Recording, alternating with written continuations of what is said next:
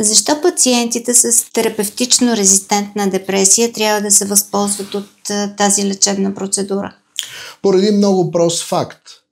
Независимо от развитието на нови фармакологични средства, които действат подобно на това, което преди малко обясних за промените, които настъпват в синапса, колкото и неприятно да ни звучи, трайна ремисия, фармакологична ремисия, и това е доказано с проспективни проучвания,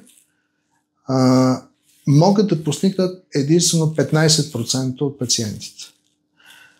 Въвеждането на транскраниалната магнитна стимулация значително увеличава процента. От 20 до 40% от пациентите могат да постигнат ремисия, а вече с новите иновативни процедури, където имаме супер акцелерирани протоколи, където броят на стимулите е много по-сгъстен, много по-концентриран, в много по-малък брой дни те получават същата доза стимулации, може да се достигне до 60-80% постигане на ремисия.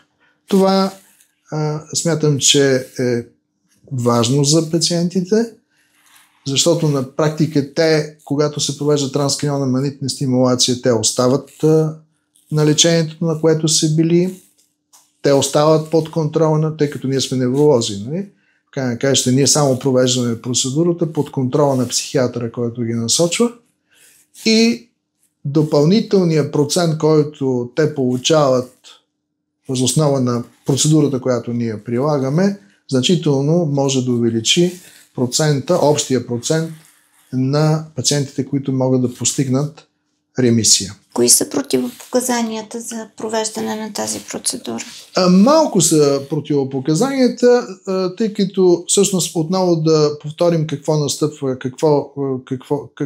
какъв е механизма. Значи в бобината на апарата тече електрически ток, променлив електрически ток, който създава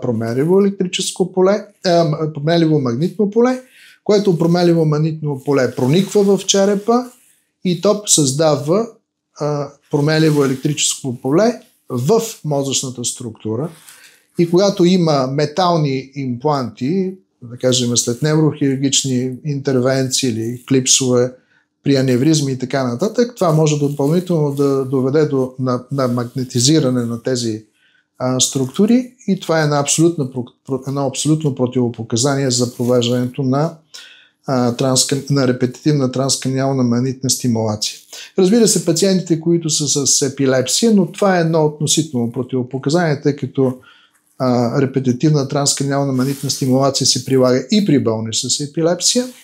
Трябва внимателно да се подхожда при тях, особено ако пристъпите не са добре терапевтично контролирани, ако на електроенцефалографското изследване има добре оформен фокус. Това е също едно противопоказание за провеждане на репетитивна транскраниална магнитна стимулация. Какво се случва с пациентите, които са показани за провеждане на репетитивна магнитна стимулация? Разбира се, първата среща с пациента, това е един обстоен клиничен, преди всичко неврологичен и психиатричен преглед, при който отново се, така да се каже, поставя на ревизия диагнозата, с която той е насочен. Вижда се дали действително пациент има такава депресия, дали тя е терапевтично резистентна. Разпитва се подробно и се преглежда подробно да се види дали има противопоказания за провеждането на репетитивна транскраниална магнитна стимулация. Ако пациентът е с анамнеза за епилепсия или има подозрение за преживени епилептични пристъпи в миналото, се провежда електроенцефалография за изключването на такава. И ако се намери, че пациентът е показан и няма противопоказания за провеждането на репетитивна транскраниална магнитна стимулация, се преминава към определене прага на стимулация.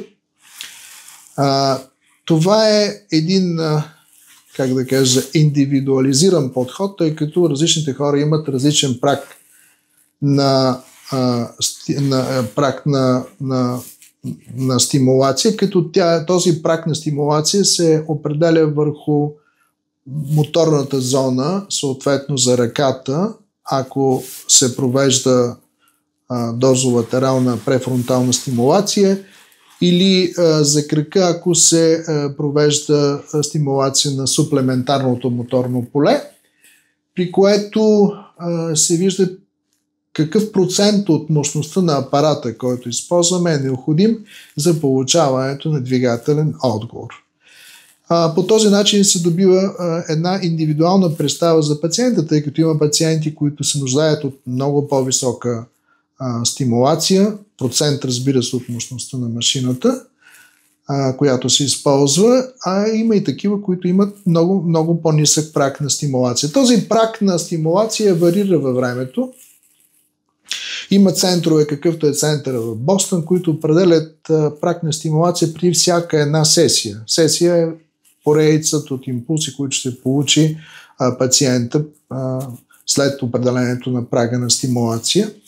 Но защо е важен? Защото след това отделните протоколи, които се използват, винаги използват интензивност на стимула, който е процент от прага на стимулация. Тоест процент от процента, който ние сме определили. Има протоколи, които обикновено това са нискочастотните, които са 120%, има такива, каквито са, например, тета-бърз стимулацията, при които процент е по-малък от 100%, 80% и така нататък. И след това, всъщност, след като се определи прага на стимулация, се провежда и първата сесия, която в нашия център винаги е под наблюдението на лекар-специалист. Наблюдава се за трепкания на мускулите по време на стимулацията или понякога пациентите, разбира се, по-чувствителните, могат да се оплачат от безпокойство поради шума, който се издава едно цъкане такова на апарата.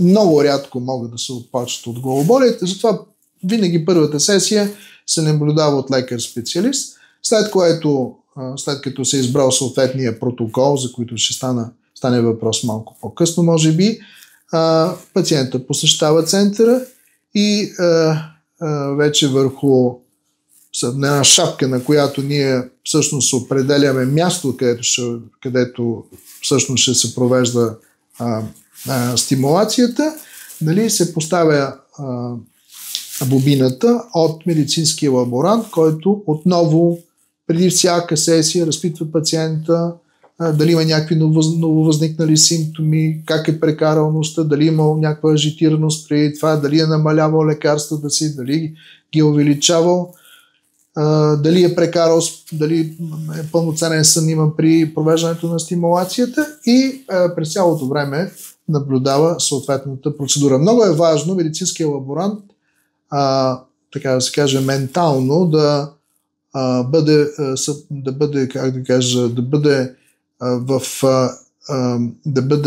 в същия, да мисли и да планува пациенти по същия начин, както специалиста, който е назначил протокола, и да работят в една много добра колаборация един с друг. Ние разполагаме с такива медицински лаборанти и много разчитаме на тяхната помощ. Какви протоколи прилагате във вашия център? Непосредствено след като се въведе тази методика, терапевтична методика, репетитивната транскраниална магнитна стимулация, по пътя на ПЕТ и на функционалния МРИ се установи, че определени области на мозъка при депресия са хиперактивни и определени области на мозъка са хипоактивни. Така, например, се установи, че в дясно, префронтално и латерално се намира една зона, която може да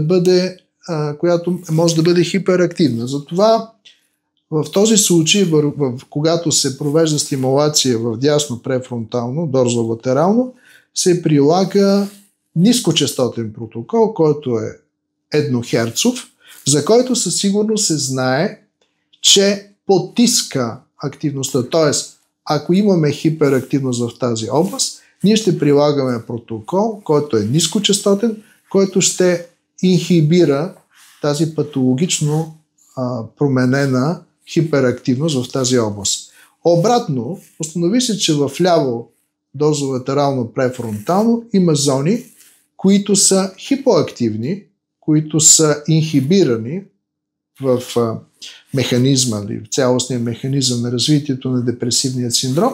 Затова в тези зони се прилагат протоколи с висока честота, прилага се високочастотна 10 Hz стимулация, които имат за цел да фацилитират, да ускорят биологичните процеси в тази зона и да възстановят съответното равновесие в променения интерневронен кръг при депресия. Всичките тези протоколи, независимо дали е нискочастотен или е високочастотен, те продължава една сесия някъде около 30-40 минути, докато в последните години не беше открит един по-интересен патерн на стимулация. Това е така наречения Theta Burst, при който имаме много висока частота на триплети, значи имаме 3 поредни стимула с много висока частота, някъде около 50 Hz, които са събрани така, че между отделните триплети частотата е някъде около 5 Hz. Това отговаря на така наречената тета активност на мозъка, която е нормална активност на мозъка и затова този патерн на стимулация се нарича Theta Burst. Но какво е предимството на Theta Burst и ние можем да го прилагаме в нашия център? Предимството е, че Theta Burst има същия ефект, какъвто има нискочастотния протокол при стимулация на дясната префронтална дорзолатерална кора и какъвто има високочастотния протокол при стимулация на лявата префронтална кора, но ефектът се постига в много по-кратки сесии, докато сесиите на нискочастотните и високочастотните протоколи са някъде около 30-40 минути. При използването на Theta Burst сесията е много по-кратка. Тя е някъде около 3-4 минути и по този начин има възможност да се съберат няколко сесии за деня и на основата на това да се направи един акцелериран протокол, при който пациентите няма нужда да идват всеки ден, а много по-кратко време могат да идват, за да получават необходимата доза импулси.